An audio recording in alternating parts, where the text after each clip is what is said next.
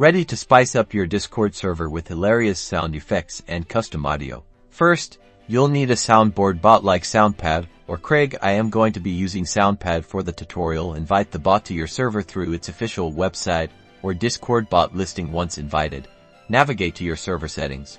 Click on the Roles tab and find the bot's role. Grant it the necessary permissions, like connect, speak, and use voice activity. This allows the bot to join voice channels and play audio.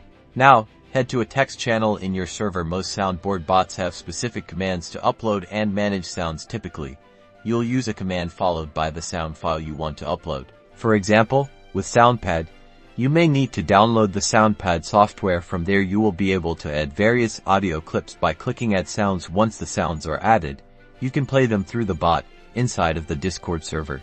Finally, join a voice channel and use the bot's play command, followed by the name of the sound you uploaded. The bot will then play the sound effect for everyone in the channel to hear. Experiment with different sounds and commands to create a fun and interactive experience for your community.